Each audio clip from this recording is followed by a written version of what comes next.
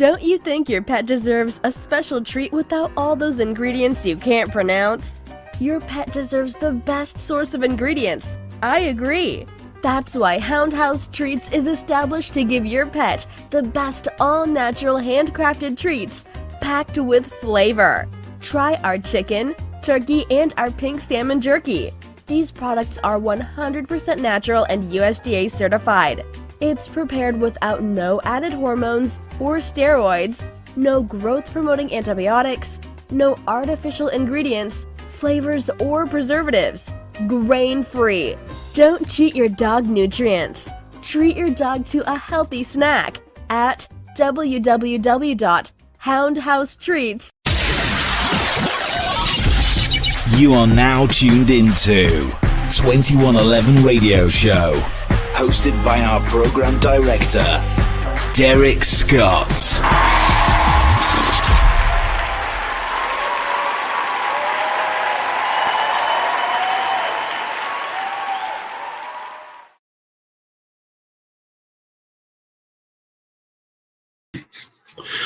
Welcome to the 2111 Radio Show. I'm your host, Derrick Scott, and she's here, y'all.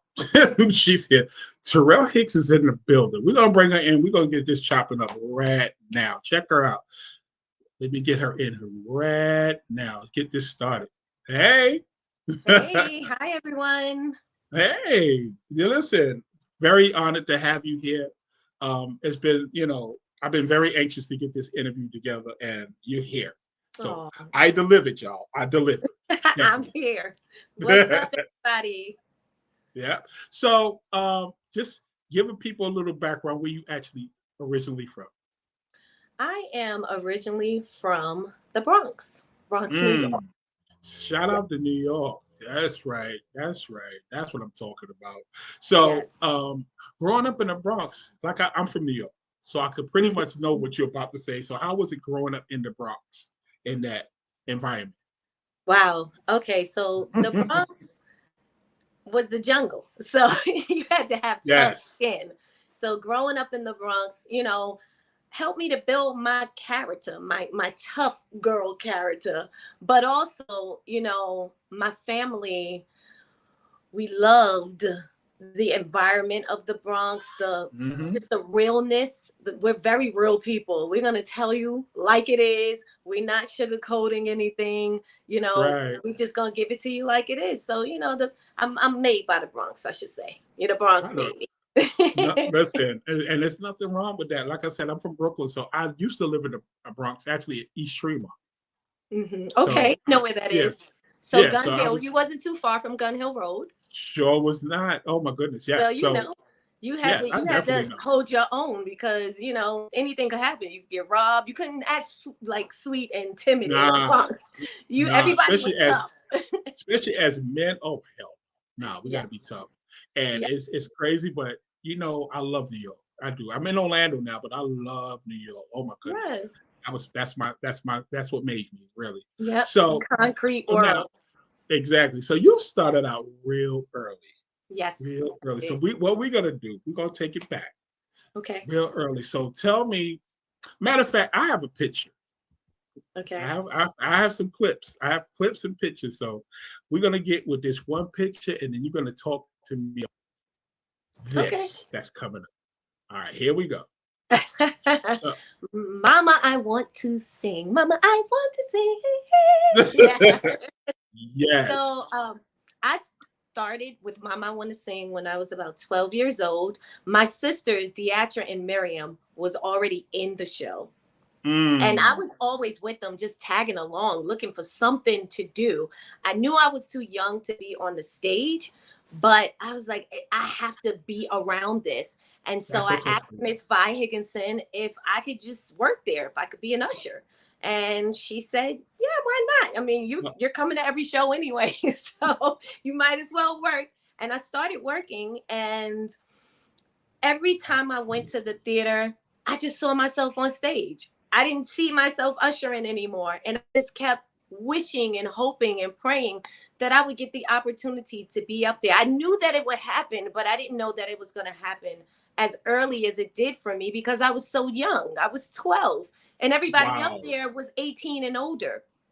So Wow. there was a storm, like a snowstorm, and they were missing a lot of cast members. And so Miss Higginson looked at me and was like, put Taral up there. And I was like, me? Like, me? Yes, put me up there. I can go What? up there. I know every song. I know everything. That's true. And I never came back off after that day. I went What? up there and did what I needed to do in the chorus. Mm. And I never came off the stage. Got promoted to there's a section in the play where they pretty much do a tribute to all the great jazz singers, and I eventually was one of those. Dinah Washington, I played her and sang her song, and I was 12 years old. So 12 years old. Yes. And what people don't understand is your voice was mature though. Your was. Voice. You didn't sound like a little girl. Yeah, I had like this woman child essence to my voice. Yes. I could hit all the notes that everybody else was hitting in the show. Mm-hmm. I could belt and I could sound older. So yeah, up there, I definitely didn't feel 12 years old. I was rocking with the adults and I blended well. And that's where I wanted to stay. My life was forever changed. And you know what's so funny? How long you stayed on to that show? That show lasted for me about 4 years. 4 years. 4 years. So I spent all of my teenage years pretty much up until about 17 there, you know? Wow. That is crazy. For those who don't know, the picture that I showed, that's actually her sister. If y'all don't know her, she's been in so many plays for Tyler Perry. Yes. And oh my goodness, that woman could sing. Yes. I did not She's have amazing. no clue that was your sister. Oh yes. My goodness. Deatra is amazing. I mean, Deatra is a huge inspiration behind one of the reasons why I wanted to be an artist. Yes. Of course, watching Deatra, watching Desiree Coleman on stage, watching all of the Dorises that played that role. Yes. I had the best teachers in life to show me how to execute and to really develop my talent in an amazing way. And I thank them. I still talk to Desiree online sometimes, and I always give her props because I'm like, I watched you as a little girl, and I watched Deatra as a little girl, and you guys really are responsible for the talents that were developed inside of me.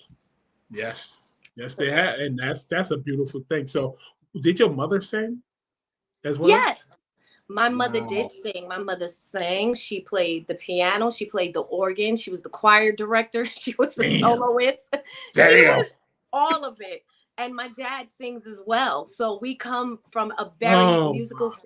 My grandfather was a pastor. So, my dad's a PK kid. And my mom was a church organist. And she saw the talents in us very early and she cultivated. So she never had a problem with me just wanting to live at the theater because she understood it. She knew she birthed a bunch of musical children that were going to want to do this for the rest of their lives because this is what we know. This is who we are. Exactly. And it's your mom, they knew. And they harvest all that talent that you guys had and made it into something beautiful. Because we love Jane, we love Dar. Listen, it's so many characters that you played. Yes, and my mom was there. No, my mom was there every step of the way. Once my mom wanted to sing Folded, I heard about the audition for A Bronx Tale from the Ralph McDaniels video music box. Yes. And he said what they were looking for. My Mom Wanna Sing was coming to a close. And I was like, what am I going to do? Because I just can't go back to a regular life. And, I've been making money. And at a young age, I had a little job since 12. I'm like, this is closing. And what am I going to do? And really, I just said, I don't want to really do anything else in life. I went to high school for cosmetology, but I used that as a backup plan. It wasn't what I wanted to do. And when I heard that audition, I said, could I possibly be in movies? Could I do this? It's like, but you know what? I had the best training on stage. It can't be that much different. And I went out for that audition. And let me tell you, so for those who don't realize what she's talking about, this is A Bronx Tale. And one of my favorite movies. You were so cute. Oh my goodness. Thank Oh you. my goodness, that little girl. You Thank broke you had the hearts of all of us when you Oh, got on that bus. So what I'm gonna do, I'm gonna play a little scene okay. when you first met I call him little Robert Deniro because I don't understand Yeah. how this young man looks exactly like Robert Deniro when he was younger. It's amazing. And Lilo we're gonna Brancato. Lilo Lilo Brancato. Yes. Wow. So yes, what we're gonna do, we're gonna play this video Okay. of a clip from Bronx Tale, and we'll get into the story of the Bronx Tale because again, this is one of my favorite movies. I think I've seen it like a good 20 to 30 times. Okay. Like so, yes. So we're gonna get into the video. We're gonna come back with my girl in a second. Let's go.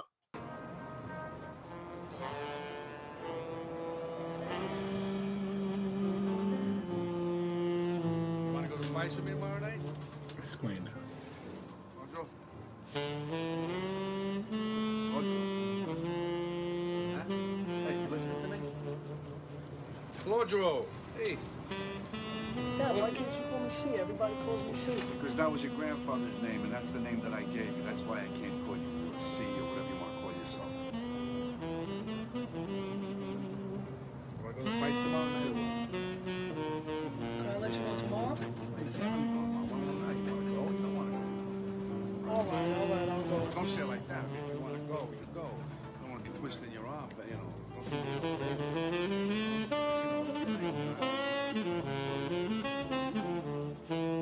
You okay? No. My brother got beat up in your neighborhood. What are you talking about?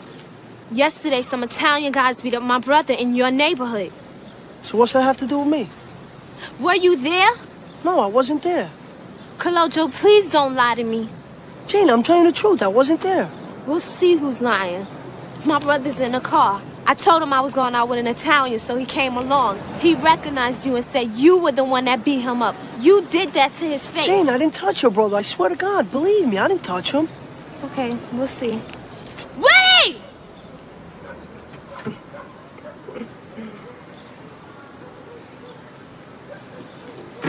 We'll get this straight right now.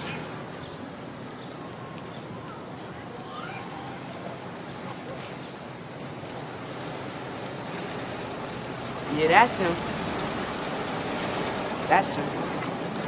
Did this to me, man. I didn't do anything to Yes, you. you did. I didn't do anything to Willie, you. are you sure it was him? I'm positive it was him. Please, don't believe him. I swear to God. I didn't touch So him. you were there. Yeah, I was there, but I didn't do anything, Jane. Believe me. I'm You telling you the lied truth. to me. You just told me you weren't there. Jane, So I mean you swear it didn't was the touch other guys. him. I tried to help So how him. am I get like this It thing? was the other guys. I tried to fucking help Fucking you. bullshitting, man. You know I didn't do anything. You know it was the other guys. What the fuck you doing to top me? It was the other guys. I It tried was to no fucking fucking. help It you. was you. It was you. I was the only guy that tried to fucking help you. It was you, And you motherfucker. fucking repay me like No, this? fuck that. No, fuck you, man. I didn't fucking do anything. Yes, you did. Fuck you, you fucking nigga. See what I'm talking about? You see what I'm talking about? Just like the rest of them.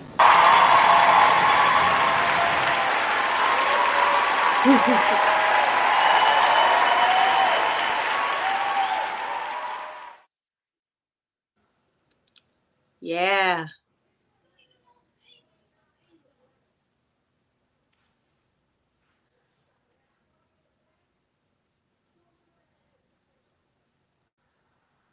That was interesting because again, Bronx Tale actually showed some light on racism.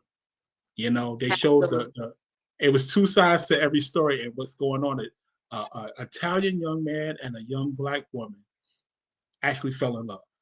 Yeah. And y'all connection. Did you know him ahead of time? How did that? Please talk to us. How did all that come about? I did not know him ahead of time. Mm. Saw him. I knew he was cast for the role because every time I went back for an audition, he was there. So, and I had like a total, I want to say about 15, 16 callbacks. That's how particular they were about who they wanted to play Jane. And every time I went back, he was there. So Wow. I think every time I went back, I said to myself, okay, I have to prove to them that I am the one that can get his attention and pull out whatever they want to be drawn out of him as far as our acting I'm the girl for the job. And Right. every time I went back with that mindset. I'm the one. And I was the one. And played a hell of a part. Thank you. So the casting for that, like I said, you was telling us that Ralph McDaniels kind of helped you out with that. So he helped a lot of people. That's what I'm trying to get up here. So yeah, he announced it because I used to look at Ralph McDaniel and I used to look at Video Music Box all the time. Oh yeah, definitely.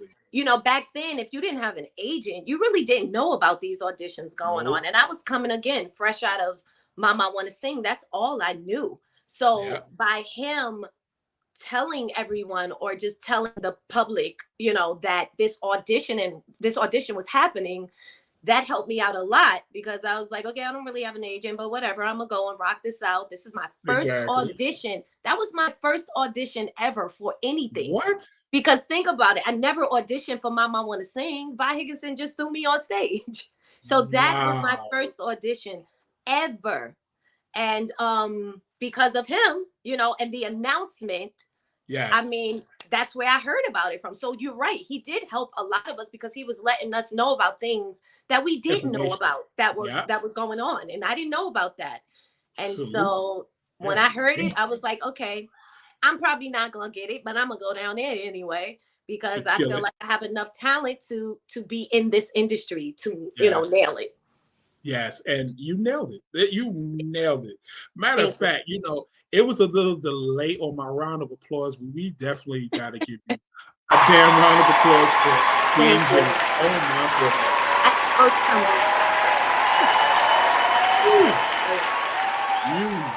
My goodness. Thank you. I mean, my family loved that movie. The people in the audience, as you see, they love the movie. People has loved Bronx Tale. It's one of those classic movies that you can just keep looking at. I don't like looking at mystery movies. I like movies like this that I could just go back and look at certain scenes when I feel like it. And for some reason, I continue just to look at the whole damn movie. Like, it's crazy. I understand. So, there's a lot of life lessons in that movie. And it's like every time you watch it over, you get a new revelation. You get a new revelation about what's being said.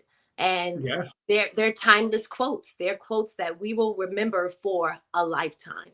Listen, but again, that cute little girl, man. It was just so you just, it's like your essence in that movie took over. It took over, and our eyes as Black men and women, our eyes went straight to you, and it was like, who is this pretty little girl? Like, oh my goodness.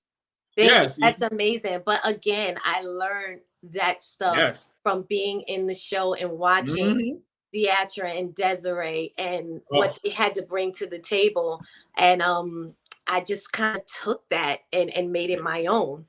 And every room I walked in after that, I carried that with me. I carried that with me. And you needed to, because again, for you to be so young and ambitious, that the thing is about you, you're very ambitious. Yeah.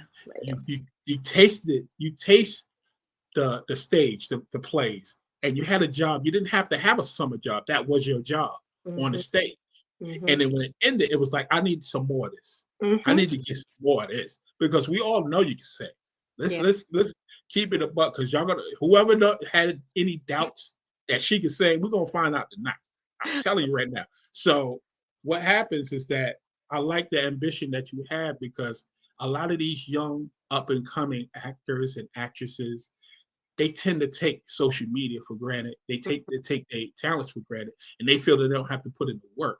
You put in the work, and you continue to put in work over the years. You understand? So what is some advice would you give to some young actors or actresses that trying to get into the same type of industry that you are in right now? I think the most important thing to remember while you're trying to get into this business, develop yourself, is to stay focused.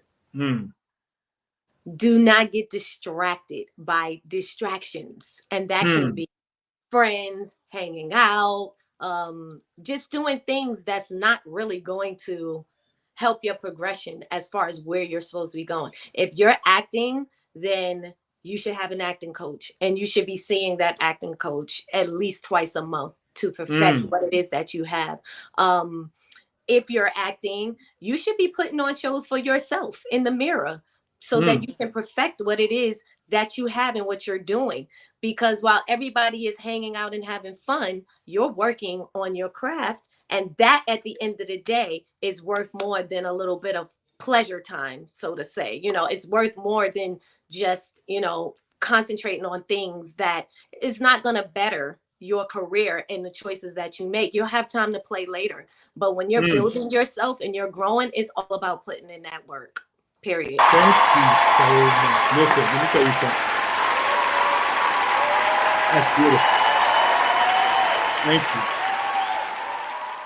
Thank you so much, because you could help so many people, because again, you started so early. Oh my goodness. It's amazing. It's completely amazing that you've been in this game for so long and you've been beloved. Now, let me tell you, Jane, that video that you've seen has been streaming like forever. That's something that everyone loves Jane, but everyone loves Keisha. They do. All right, so now, wait. Now, everybody, I don't care what nobody say, Keisha, we all know that that is definitely someone that you're not. You're completely opposite of Keisha. Yep. Let it be known, because I've talked to her behind the scenes. Beautiful woman, very humble, very nice, down to earth, and straight to the point. You understand? She don't sugarcoat, like she said. The family, they don't sugarcoat. She's definitely not trying to sugarcoat. But what I find in Keisha is that, to me, that was acting.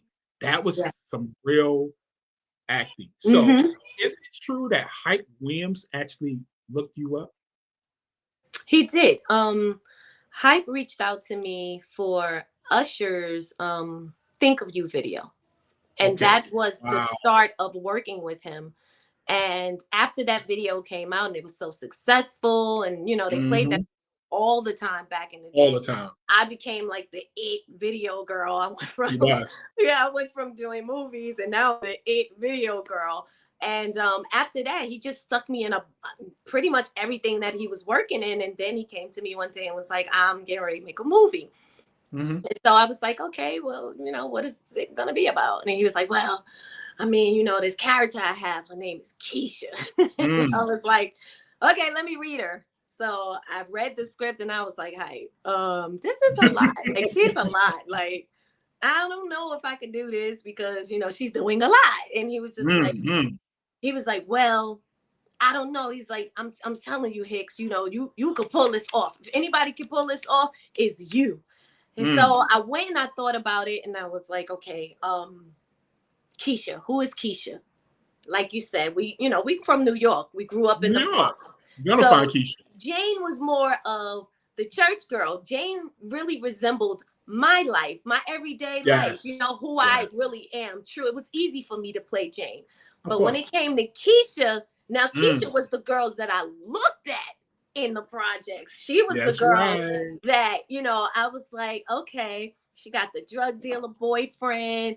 Okay, she's wearing the latest and the finest of everything. I know who Keisha is. Okay, so what I'm going to do is I'm going to play Keisha. Because Keisha is who I saw growing up every day in the projects. Exactly. And so basically, when it was time to put her on, I put her on with all the Bronx that was around me. And I looked up to people back in the day like Tyra Banks and Naomi Campbell and Kimora Lee Simmons. These women were supermodels and they were absolutely gorgeous to me. And I was like, you know what? Keisha is that, but she's from the hood. So gorgeous, but she's from the hood. And then she had a little Grace Jones spice to her. So didn't she?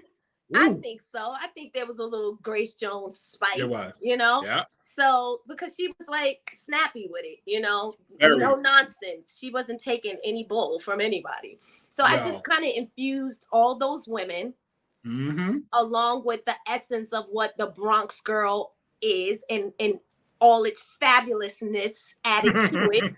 And she's like the best of the bougie ghetto girl that I think that I could have came up with. Exactly. Let me tell you something. So I have a clip for that. We're going to play Keisha in a second. So we got Keisha. Yes. All right. It's when actually you're talking to a homegirl on the phone and she's talking about Tommy. Okay. This is Keisha. So we're going to get into it. Y'all going to see the snappiness. And, you know, we're going to talk about DMX after this when we come back with this video. All right. God, you know, rest in peace, Mr. DMX, man. But this is a dope movie. It's called Belly. So we're going to get it going. So here go the clip and we'll come back with we're going to come back soon. Let's go.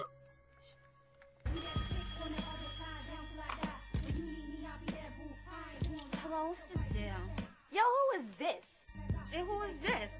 This is Keisha. Why the fuck are you paging my man? Who, Tommy? You know who I'm talking about. Oh, what's up, Keisha? Yo, Tommy tells me everything about you. What's going on? So much more, in fact, that the user need only apply the drug externally on the skin to be affected. USDEA fears the drug's on its way to this country via various conduits in Jamaica and throughout the West Indies. We'll have more on the story as it breaks. That's the news for now. Stay tuned for more later here on MTV.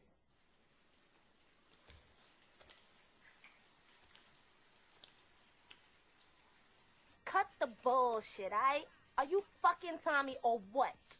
Well, not exactly, you see. I'm only 16. So Tommy said we couldn't fuck yet. But I did suck his dick the night before last. You what? I said I sucked his dick the night before last. I've been knowing Tommy ever since I was 11 years old. He showed me how to tongue kiss and everything. We were like best friends. Sorry things ain't working out for you two. Look. It's alright, cause I'ma see your little ass around.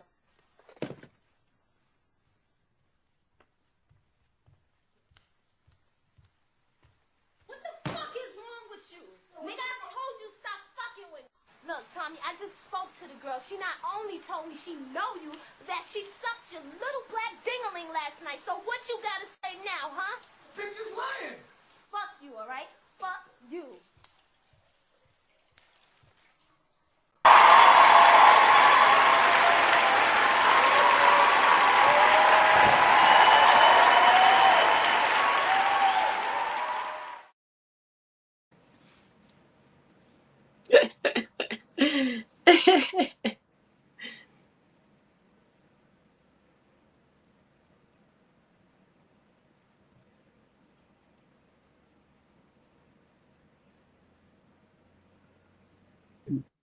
I think we back now. We back. You there? Okay, so see, you saw you saw the Grace Jones spice in the shower. That's definitely. Think about it. She said it in her accent. That's exactly that's where I pulled it from. You nailed that. You nailed that. So yes, that movie. So Belly. Oh my goodness. I just was looking at this last night. Just to remind me of that fresh. You gotta refresh. Sometimes you gotta refresh yourself, refresh yourself with certain characters. But this is the cover of Belly. Yes. And what happens is that it's a hip hop movie, but it's you kind of like, damn, you embody Keisha. You embody Keisha. For you not to even be like that, for you to actually play that part was dope. Because again, everybody can't just get into a character like that. So talk to me. Is it true that DMX actually came to your house? Actually, we met up at Hype's house. Okay. At the time, I think that was like in Fort Lee, somewhere in New Jersey. And we met. He said he wanted me to meet the person that was going to be playing X. So I said, okay, this is odd, but okay, sure, I'll come. And then DMX came in the house. I knew him, but not really. He had, he was a new artist. His stuff had just been released and it was just kind of climbing up the charts. I think he was like number 6 or 7 on the Wendy Williams countdown show. You know what I'm talking about, right? That's right. Yeah. So he was like number 7. I was like, okay, so he got a rapper to play this part. Okay, cool.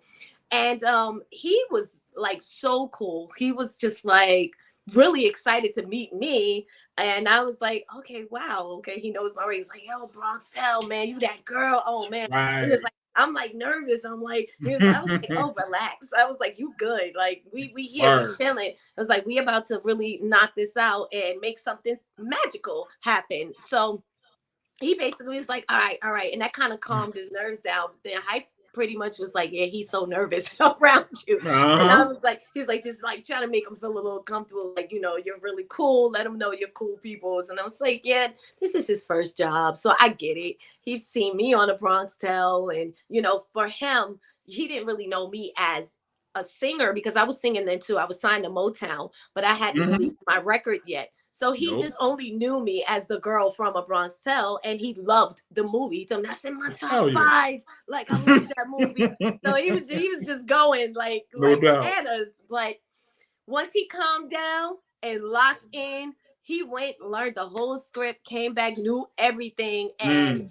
we just gelled like that. Yeah. Very respectable. His family was on set. His wife, big shout out to her, was his ex-wife. Shout out to her. Everyone was so nice, and we, made the best of what we had to do that day and knock it out. I think our scenes, we did them all in like one day, literally. Whoa! Like one day. All my scenes with X was done in one day. We were done. Let me tell you something. Yo, salute to DMX. God bless, man. Rest in peace, brother. I never met him personally. Yeah. And, but it's like he left his mark on everybody, I think. Absolutely. He was a kind soul. And he was like, he would quote scriptures and Bible verses on set. Yes. And I found that to be so weird because I was like, you are like this hard rapper that says whatever you want to say, but you know the Bible backwards and forward. And I didn't know that then, what I know now, but as I look back over my time with him, when he quoted those scriptures, I gotten the revelation that kept him safe. It made him feel safe. And it kept him in a same state of mind. Yes. So it was weird to people on the outside because he would come off like a preacher, but then he had this other life too. Those words and those scriptures is what kept that man sane. Yes, and that's the truth. That's the truth. People, but a lot of us don't understand geniuses. No one understood Michael Jackson. No one understood, you know what I'm saying? No one understood Luther because he never let you in all the way.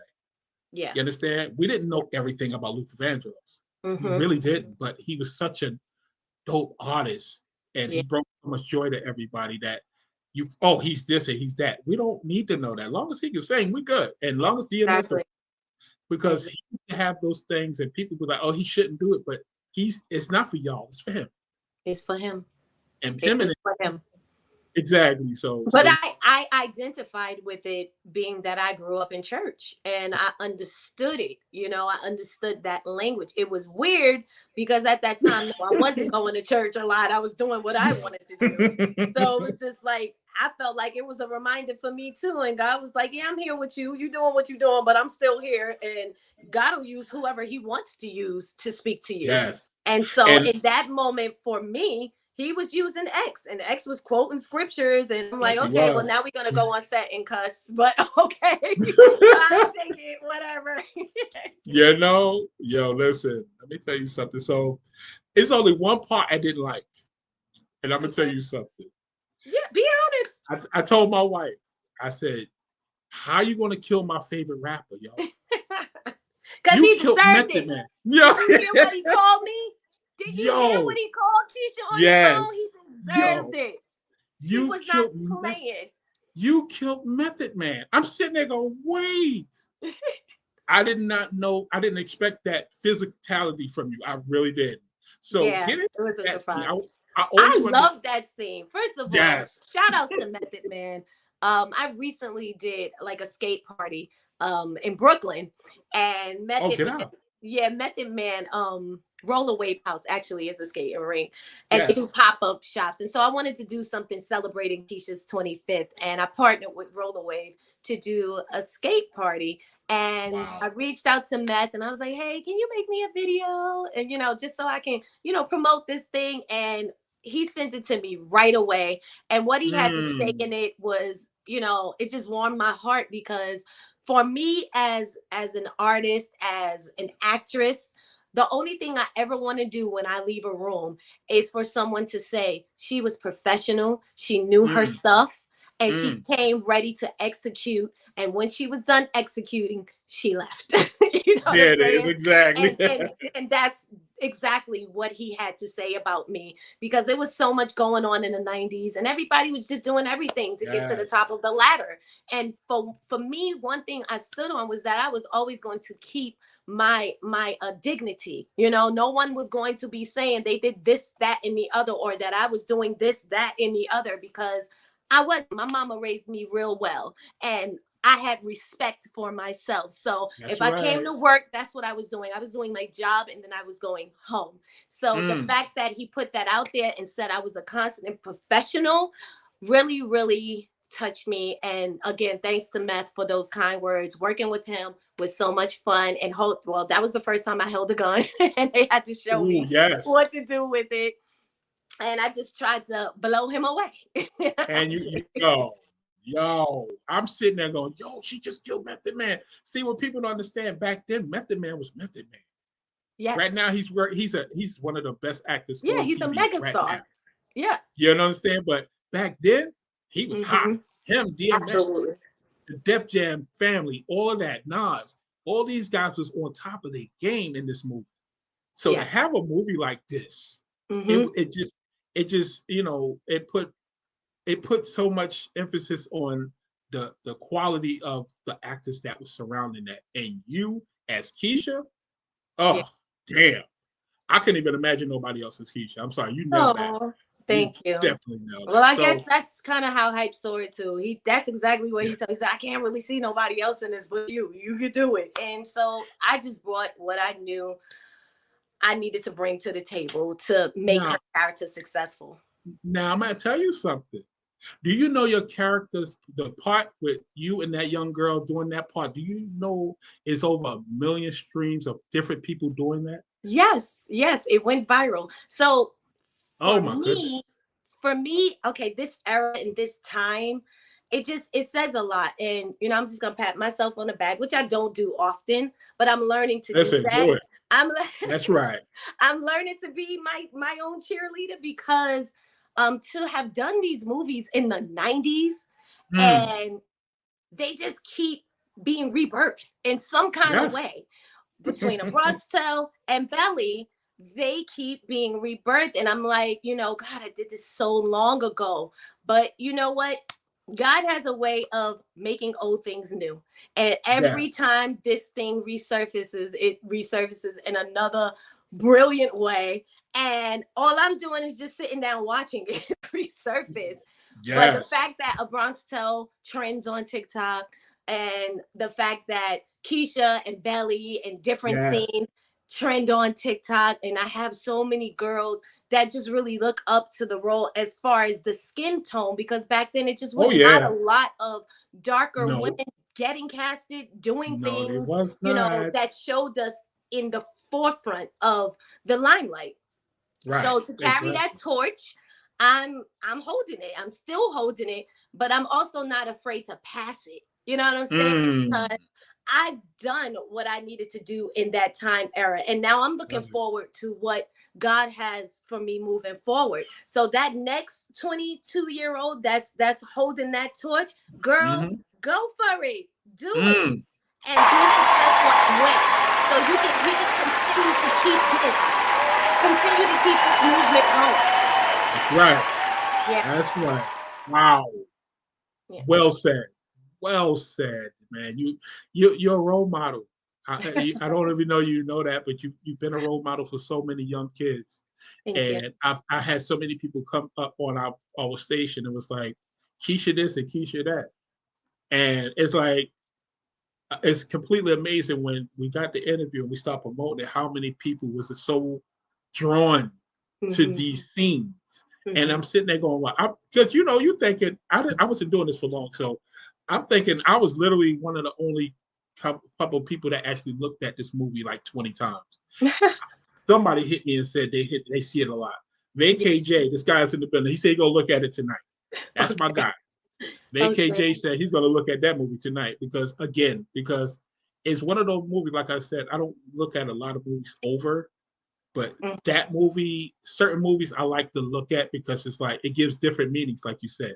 Each time you see it, you learn something else that you didn't see in the first time. So salute to you and your whole team because thank you. That's crazy. Look at you from Mama I Want to Sing to Belly. Wait, listen, Bronx Tale. So so you actually been doing some things over the years. Yes, and I can't forget. I mean, my love for stage is still there. I was also in On Bam's Place, which was a Tyler Perry's production. Oh, of course, I got that. Yep, that was a lot of fun. There she go right there. Look at her. Yep. And this, I had just had my 13-year-old, and Tyler's company called. I think he may have been about 4 or 5 months at the time. Okay. And they called, and that I actually did audition for. I sent an audition tape, and then they called back and was like, "Yeah, you got it. You've landed this role."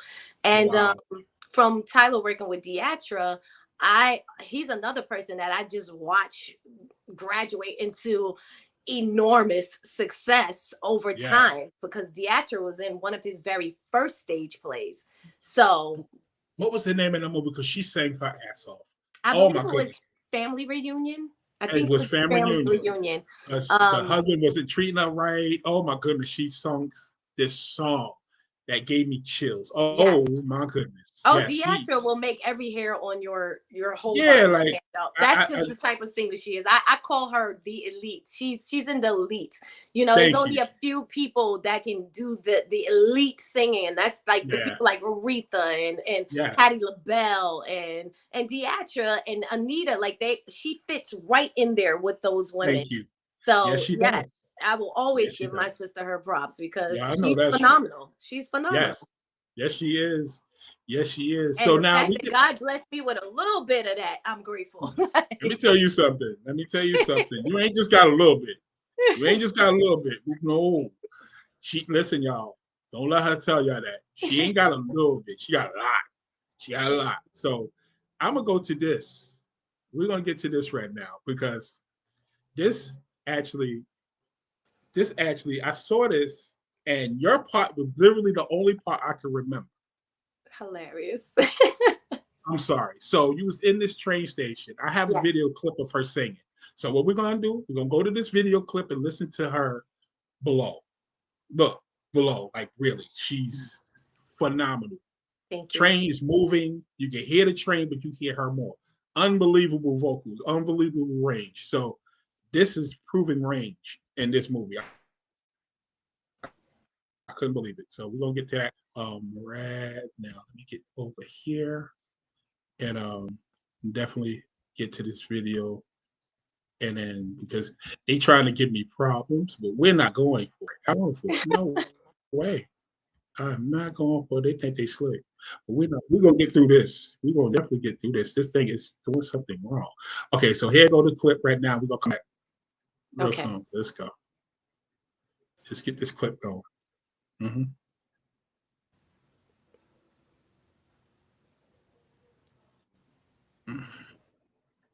We're having some technical difficulties. We're gonna get through this. We're not even playing. I'm not even playing. So yeah, we're going through some technical difficulty. Like the internet is messing with me right now. You can still hear me, right? I can still hear you. Yes. Don't you think your pet deserves a special treat with that? Because the internet is just.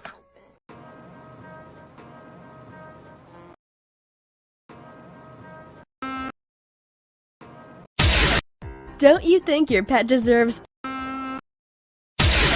Don't you think? Don't.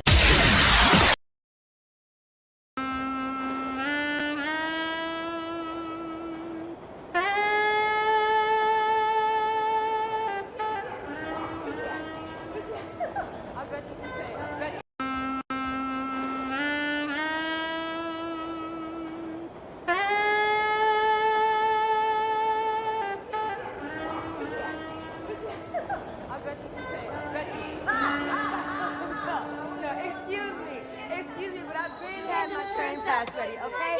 I ain't afraid to jump the turnstile, okay? No, it's okay.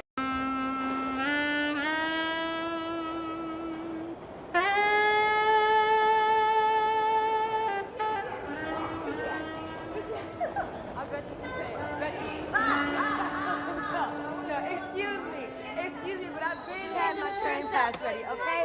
I ain't afraid to jump the turnstile, okay? No, it's okay.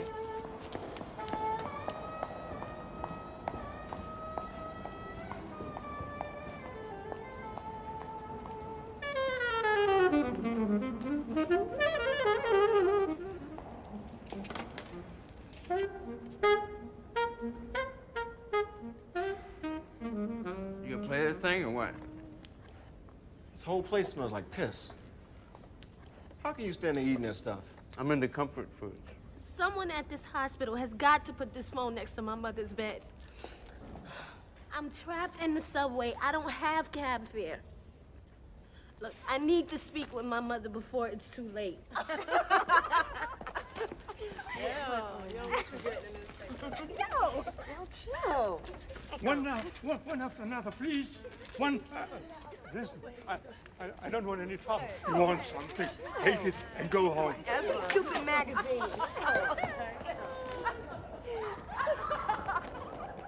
Ma, is that you? No, I was...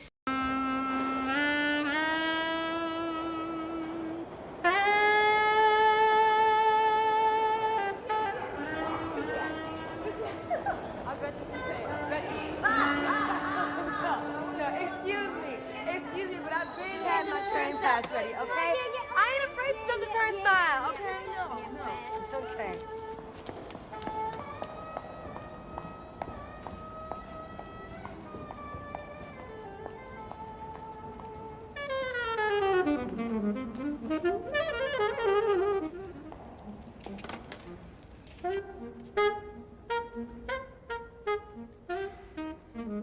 You gonna play that thing or what? This whole place smells like piss. How can you stand there eating that stuff? I'm into comfort foods. Someone at this hospital has got to put this phone next to my mother's bed. I'm trapped in the subway. I don't have cab fare. Look, I need to speak with my mother before it's too late. What you getting in this thing? Chill. One after another, please. Listen, I don't want any trouble. You want something, take it and go home. Stupid magazine.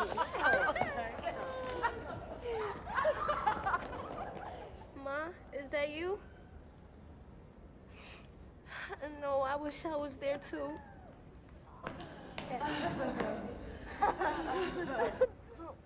I'm gonna sing your favorite song for you, okay? You want some? Okay? I don't want no trouble. Just take it. I don't want no trouble. You know, he had his nerve. Be done with the trouble of the world. What's up with girlfriend over there? Is she born again or something? No more weeping and wailing. I'm going home. Only in New York, right? Only in New York. With the Lord,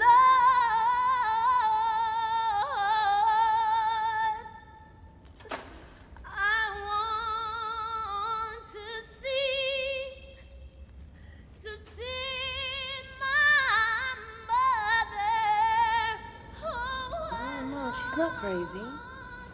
Something bad just happened.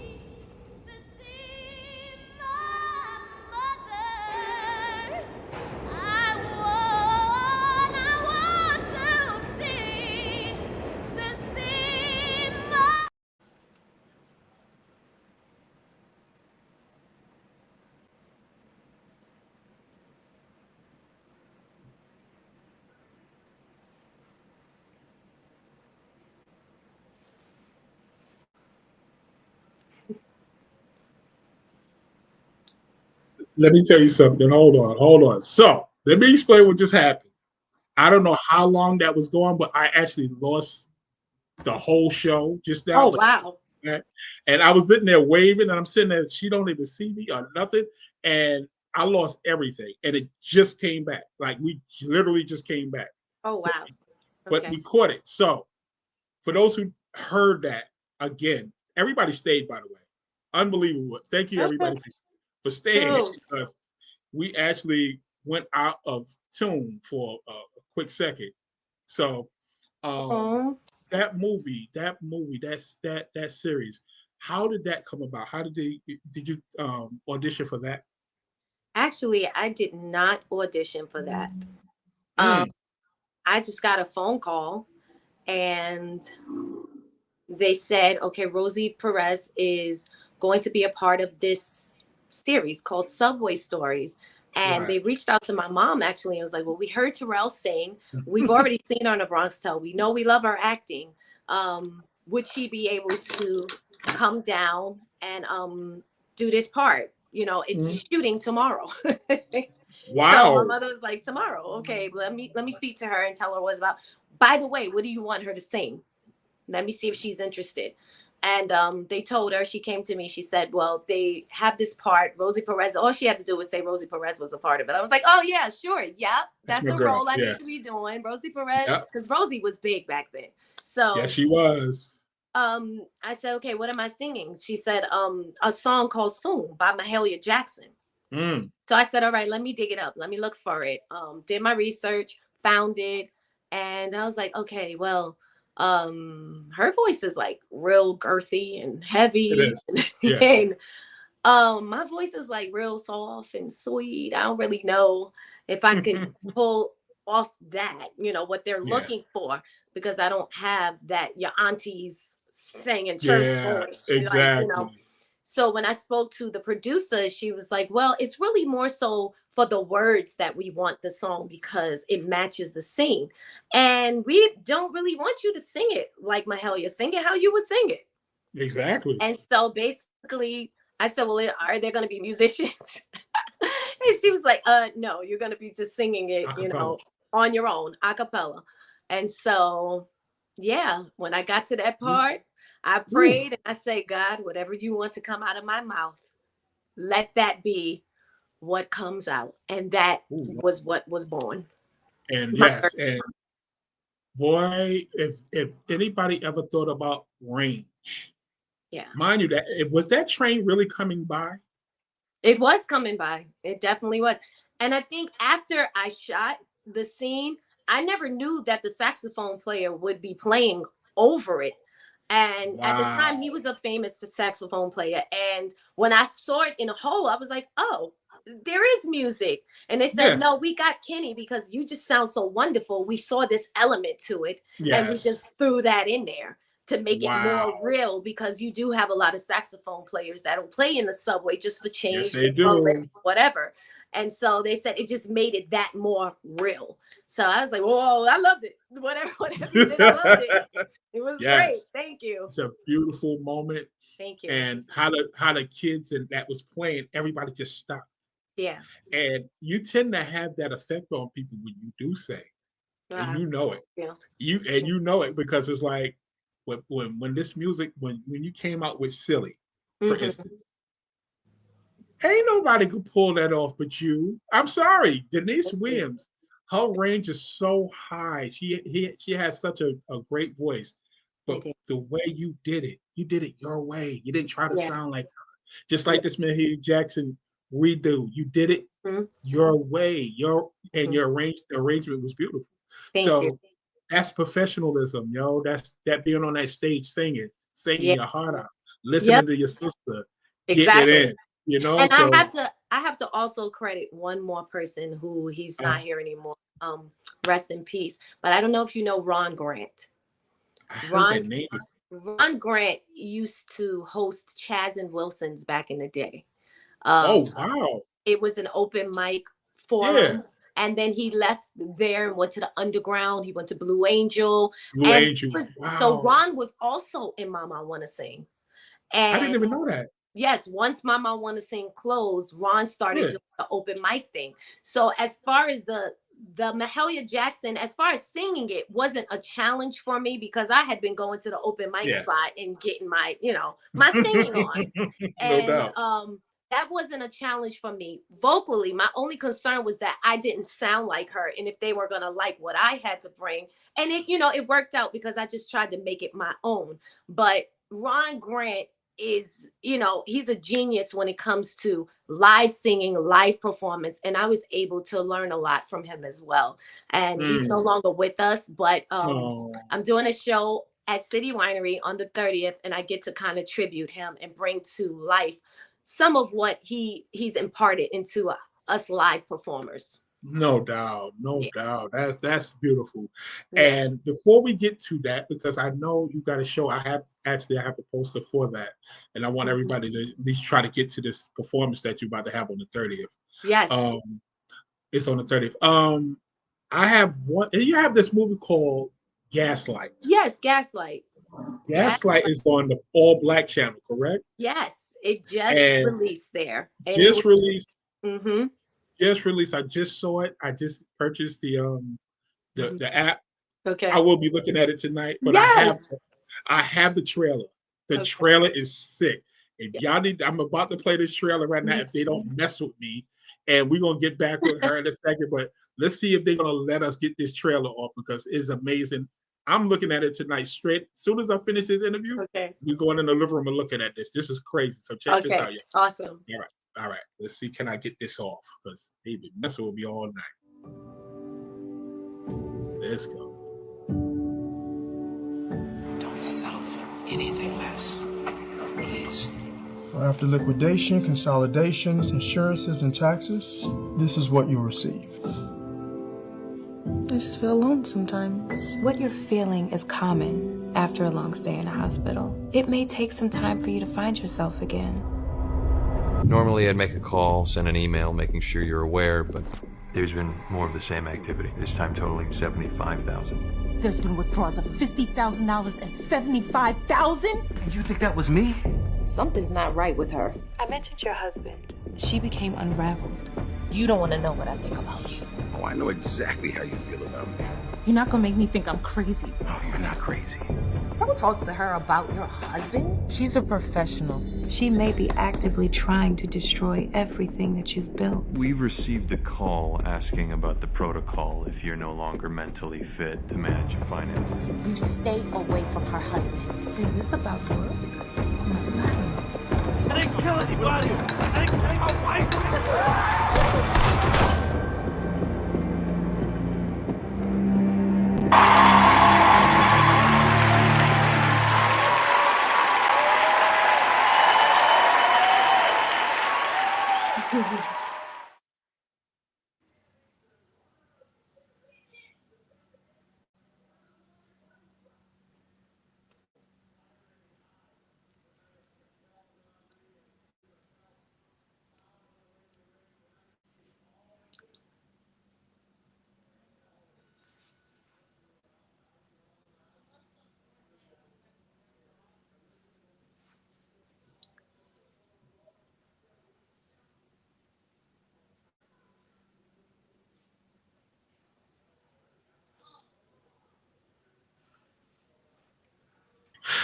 I think we're back. Oh my goodness, I'm having so many technical things. I think the devil's trying to mess with me tonight.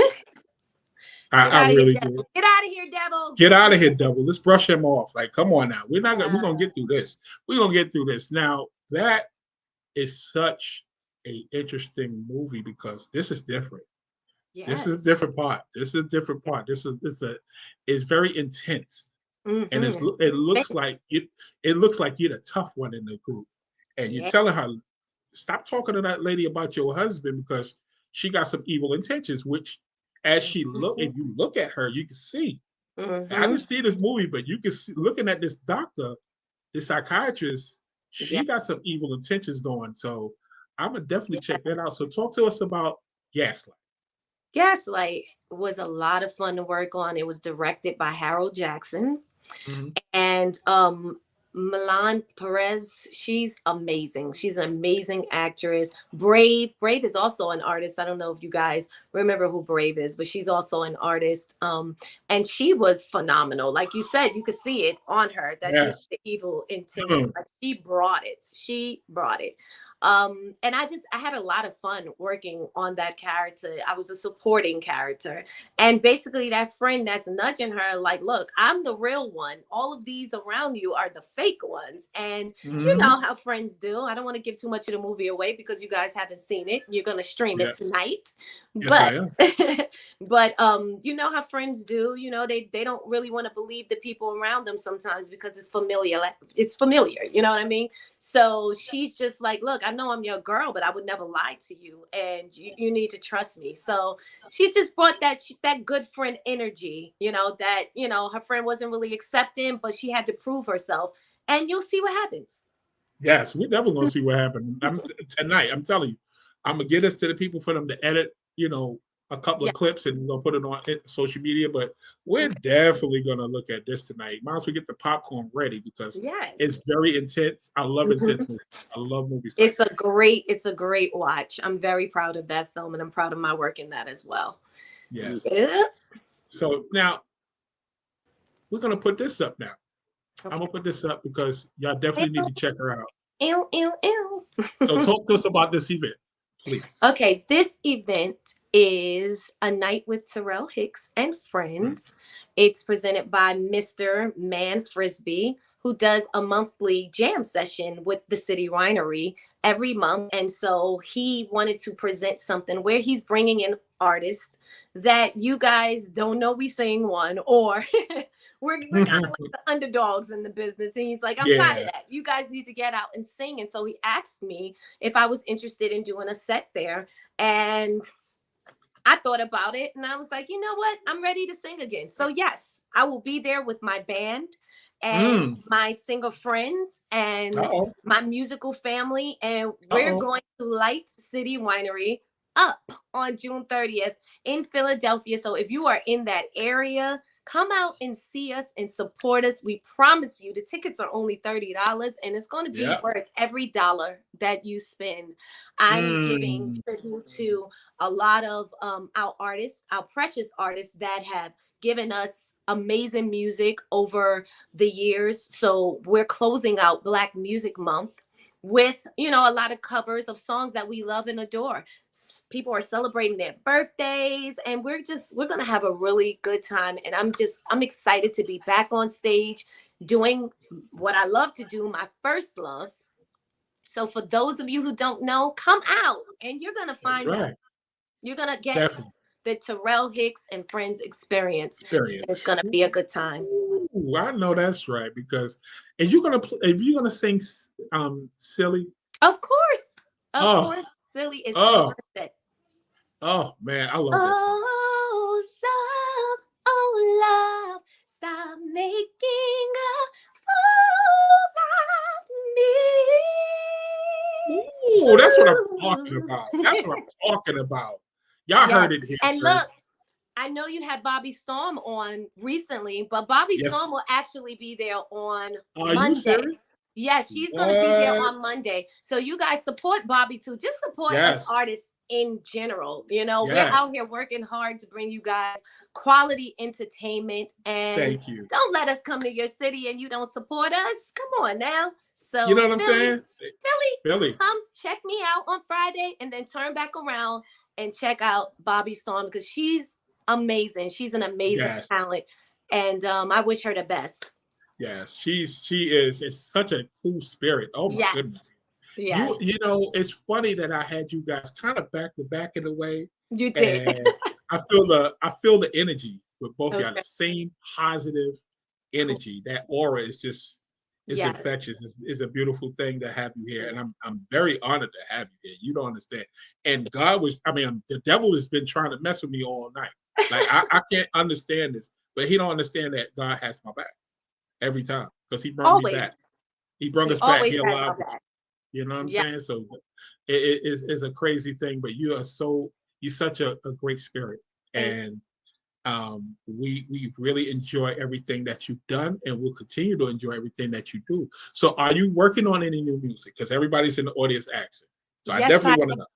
I'm working on new music. My husband and I have a company called LD Music Group, which they'll be there that night. The whole band will be performing with me, and we're going to be putting out new music. And guys, it's going to be great.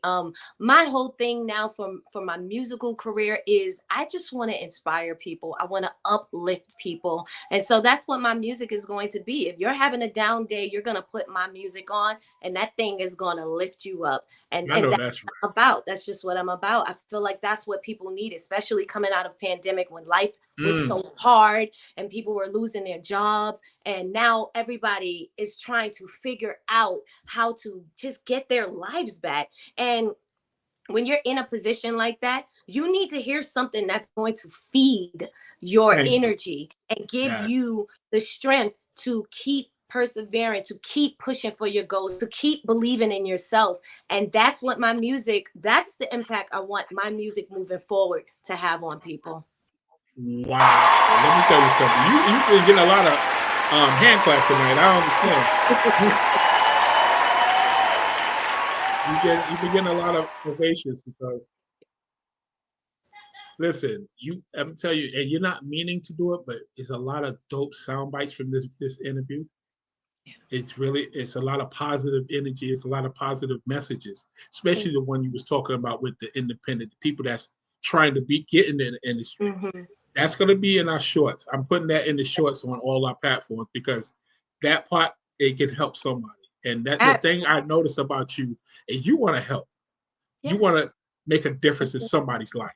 You understand? I mean, And I know I look young. I do. I carry the young look. You do. Very Oh well. my goodness. But I have experience. I've been in this business for a long time. Yes, you know, we just celebrated 25 years of Belly, 25 years of a Bronx Tale. Wow. And, you know, pretty much a Bronx Tale is older, actually. A Bronx Tale is like 30 years now. 30 years, yeah. So I've been through some stuff in this industry. And I'm not a young chicken. So, you know. No, you're not. I'm not trying to be mama hen either, but what I'm trying to do is help somebody to, you know, jump over the hurdles easier, because you can jump over the hurdles when you know how to. If you don't know how to jump over the hurdles, you're going to run into them. And when you trip up, it's kind of hard to pick yourself up. But if you know how to jump over them and somebody's guiding you, somebody's telling you what to do so that you don't make those mistakes that you can avoid, then it's always, you know, it's good. It's good to have that. It's good to have someone. And I just feel like in the industry, a lot of people are afraid to be real and tell the truth to people because they feel like it's going to lessen them, or, you know, it's going to stop their chances of going further. For me, I know why I'm in this industry. I know that God put me here to be a light, to be a light in darkness. And so this is who I am. I was created to share what it is he gave me, and I'm going to do it in the light, not the darkness. Let me tell you something. So now people are talking in this audience. So you have some people up here. And Aquarius Waters just said, you should have a motivational tour for the artists of today, because you have hit us with some gems. And there's some young people in here that really needs to take heed to what you're saying, because at the end of the day, you started at such a young age. Yeah. So if anybody has experience in music, acting, performing, it's you. Like, you put your stamp on a lot over the years. And now, like I said, I'm so happy to have you here, because when we got this interview, everybody know who you are. I'm like, but you know, at the end of the day, we wanted to get you here because we wanted to give you the roses that you might have not got. You understand? Because again, this industry is about what you have done lately. Right. Right. Hell with that. Your stuff still, listen, your career is still where it's supposed to be. Right. God put you in this world for a reason, and you definitely continuing to make them proud. Like, this is a beautiful thing. I want to say to like all of the young artists, listening right now, life does not come without storms and trouble. You know, for me, you know, I know you guys see a celebrity, you guys see a person that has accomplished a lot, but I'm still human and I still go through things. And right now, I'm doing all that I'm doing, but I'm also a caregiver because my mom has Alzheimer's. So I help take care of my mom. I'm a mother of two. I'm a wife. And guess what? I still have time to pursue what it is that I want to pursue in life because life tragedies and obstacles will not slow me down. So I know, you know, sometimes money is short for you guys and you're like, well, I don't have the money to do this and I can't, you know, it's just a little obstacle. That's all. But it's not the end, you know. Keep pursuing what it is that you want to do. As long as you don't give up, you're going to see what you need to see. You just can't give up. You give up, then you're not going to see it. No matter what happens in your life, keep going for it. You may have to get a job. It's okay. Because that job is going to feed your desires and your wants as far as your gift is concerned. So get that job and still believe in yourself. Still rap, still sing, still act, but you're human. You got to support yourself. So you can't just say, oh, I'm going to do this and that's it. No, get a job and still do that. Yeah. And that's it. It's okay. Because one day you'll be able to tell somebody, yeah, I used to work at the Starbucks, but now I'm a millionaire. Hello. Okay. Exactly. Listen, again, you're killing me. You're killing me.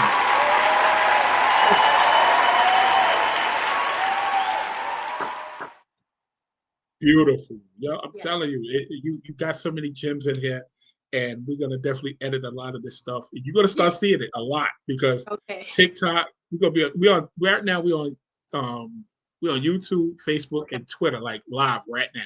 Oh, okay. And, well, hey everybody. You heard? This is me. Y'all getting the real me. This is who I am. This is who I am. And somebody here trying to help y'all. That's all. Yeah, and that's all it is, you know. And salute to you. So what I want to do, right? I've always asked a lot of the artists, and I ask the actresses and actors. So you get 2 questions. Sure. All right. So here we go. Your top 5 R&B singers. Top 5 R&B singers.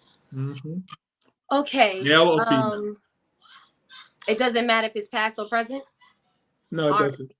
I mean, Whitney was considered pop R&B, so yeah, so she counts. Yes. Whitney is the voice. Yes. Mariah Carey. Toni Braxton. That's different. Who else? Minnie Riperton. And I love me some Sade. Nice. And I'm sorry, I got to do 6 because I can't leave out Janet Jackson. I love I love Janet Jackson. Listen. So all of them are like number 1s to me.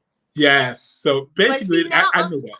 I'm changing your question because now if we're talking about modern, I love Mary J. Blige because of her heart. I mean, she's gonna. I've been to some of her shows, and I've left them shows crying because that woman sings from her gut, like from her gut. She's gonna make you believe it. I love Fantasia. I love Tamia. I love Tamar. Yo, she's going in. One more. I love Ledisi. Yes. Oh, let me tell you about Ledisi. Yeah. Thank you for mentioning her. So, a couple of months ago, my wife surprised me with tickets to the Soul to Soul concert. It was Music Soul Child, Kim, and it was Ledisi. Never saw Ledisi live before. Never saw Music Soul Child. So, she gets up there, and I did not know she had that range. Oh, I did not know. Ledisi is phenomenal. Phenomenal. Wow. So yes, you're the first person that actually came to my show and mentioned Ledisi. Yeah. So salute. And I like the way you just took control about my question. I love it. Because you can't break that down into 5. And I have probably like 20 more, but you know, I'm trying to be good. I'm gonna be good. Nothing wrong. Listen, nothing wrong with it. Nothing wrong at all. So now, if you can have your life as a movie, Mm-hmm. What actress would you pick for yourself? My life as a movie? Eesh. It should be. I mean, I think because I still look young, I would pick myself. I know that's right. I would do like Keisha Cole did. I would not. You saw that? I wouldn't cast nobody. I would cast myself. The younger version of me. Let me see. The younger version of me would actually be my niece Renee, because she's an artist as well, and no one knows her like, will know me like she would know me, or to portray me. I'm her aunt, so. So before I ask you this question, I was already thinking of a character for you. Okay. When a younger version of you. Okay. And have you ever heard of Coco Jones? Yes. Perfect, because that's who reminds me of you. Like, I'm sitting there looking at the show last night. She got an award on BET. Yes. For somebody, and congratulations to Coco. And that's the Win Bus Chocolate Girls. You heard exactly. Yeah. Black girl power, because at the end of the day, you have so many industry people that come in the industry, your complexion, and leaves the industry someone else's complexion, and I'm not understanding it. I'm not understanding it. And what's going on is, when you're a darker shade, young people can tend to, chastise you and tell you, oh, you this, your hair ain't right, or your skin is too dark, or it's been a lot of that going on over the years, and young kids is being bullied still to this day. And I'm in my 50s, and at the end of the day, we was getting bullied way back when. Yeah. You tell me these parents and teachers haven't gotten this straightened out yet? Like, are you serious right now? So yes, I love the complexion that you are, because at the end of the day, you're representing us. Yes. Beautiful way. You understand? And yes. And Coco Jones is carrying that torch. She's phenomenal. And I'm so happy for her success and all that she's accomplishing, because that was was overdue anyway, because she's been doing this for a while too, since the Disney days. So thank you. Exactly. She's getting her flowers. She's getting her about time. Exactly. So yeah, but any last thoughts? Because you got it. I'm gonna tell you something. Before you say anything, I'm gonna tell you something. This is literally officially the longest and largest crowd that I've ever had on this show. Oh, well, I'm happy that I can draw people in, and thank you guys for coming on to watch. I'm sure this won't be the last time I'll be on here, and you'll be hearing some music on the radio station. You already know. And thank you for having me. This was a lot of fun. And again, guys, just, don't forget about me. I'm still out here doing what I got to do. And I'm going to be bringing you some new material soon. And all I ask is that you support it. That's it. And we will. And we will. Because at the end of the day, when I saw you follow the station, I was like, oh, my God. Like, wait a minute. I hit my wife and said, hey. She said, what? I said, do you know who that is? She looked at the name. She was like, no. And I put the picture. What? That's what I'm talking about, because what we do here, like I said, we're independent independent radio show, internet radio show. And we happen to have this show to salute all the artists that come up here, and what's going on now, actresses, producers, directors, everybody's starting to chirp into 2111 radio. Yes. But you, this is literally the funnest interview I've had. I'm not even gonna lie, because you make it seem it's so easy. Like, you made this interview one of the easiest interviews I've ever had. Like, thank you. And the things that you told us, as far as him helping the youth, and the up and coming actors and actresses and singers, is a beautiful thing. And I definitely appreciate you coming here and sharing everything with us tonight. Absolutely, really, it's been my pleasure. Well, so before I let you go, Miss Dawson. Yes. Because you definitely got married. How long y'all been married? I've been married for 24 years now. Oh, my goodness. Wonderful, handsome husband, Lauren Dawson. Yes. Lauren Dawson. Actually, I just started following him today. I'm very much of a stalker when I'm looking for information. I'm sorry. People be like, yo, how did he know that? Because he is my best friend. We actually met when we were 16, and we dated for a while. And Lauren is a musician as well, so he's a musician producer actually. Really? And he was Mary's MD for a very long time. And he's done songs for Genuine, Whitney, Coco, Sunshine. Actually, the Sunshine song that she has, my husband produced that. He did a song on Jennifer Lopez, the 6th album. On the 6th, yes. So he's a great guy, very talented. And now, you know, we're ready to put what we have in the earth together, and God's timing is always the right timing. And I know people say, "Oh yeah, you're a singer and he's a producer, and why are you just now?" Because life happens, and we had to do some things, and now it's our time to come forward. And I'm grateful that I get to do this with my husband now, without, you know, now that we can put out our own stuff, and you don't. Labels and all of this to deal with. It's just people just release music now. It's a different culture and a different climate, and we're gonna jump in it because now we can own all the rights to what we do. So exactly. So before I let you go, I want to ask you a question. Are you in control of the music that you had before this? Well, I was signed to Motown, so Motown has most of the control. I wrote a couple of songs on the album, so I do get some residuals from that. But for the most part, you know how the labels were back in the days. They had all the control over everything. They put up all the money. They gave you your advance. You took your advance and ran, and then they kind of like used the budget how they wanted to use it, and you owed it all back, pretty much. Yeah. Oh, yeah. And you know, it's so crazy. It's still happening. Yeah, it's literally still happening, but in a slick way, because now they wait for you to get real hot on social media.